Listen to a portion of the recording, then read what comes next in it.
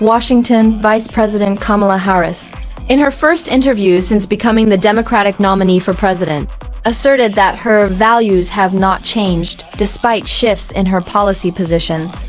She also expressed openness to appointing a Republican to her cabinet.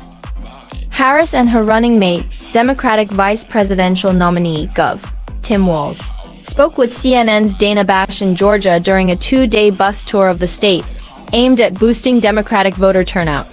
Harris has faced increasing pressure to address media questions since ascending to the top of the ticket following President Biden's decision to step down in July. Policy shifts and clarifications. When asked by Bash about her policy positions, Harris reiterated that her core values remain consistent, even as her positions on issues like immigration, energy, and healthcare have evolved. While she previously supported the Green New Deal and voiced support for banning fracking, her stance has softened recently. She also moved away from advocating a single-payer healthcare system, emphasizing the importance of bipartisan approaches, such as a border security bill she mentioned at the Democratic National Convention. "My values have not changed," Harris insisted. "On climate, I've always believed the crisis is real and urgent. We must hold ourselves to deadlines, which we did with the Inflation Reduction Act," she added, explaining that her stance on environmental policy remains firm. Harris also underscored her experience as California's Attorney General, stating that her commitment to border security has not wavered.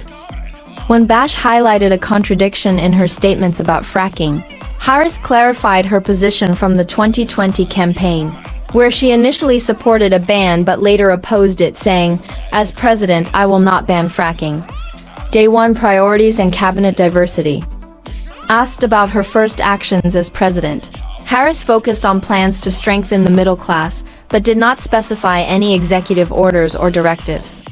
She also suggested she would consider appointing a Republican to her cabinet, emphasizing the value of diverse opinions.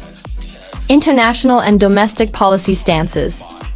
On international issues, Harris reaffirmed her unwavering support for Israel, particularly in light of recent violence. However, she also stressed the importance of pursuing a diplomatic resolution to reduce further loss of life. Walz on military service and campaign challenges.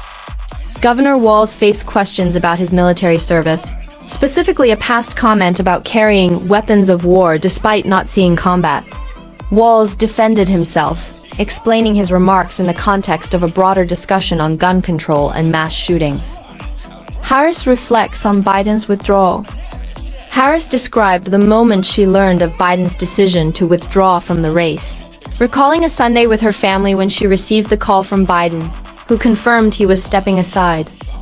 Overall, Harris and Walz are intensifying their campaign efforts, particularly in key battleground states like Georgia, as they work to secure support ahead of the upcoming election.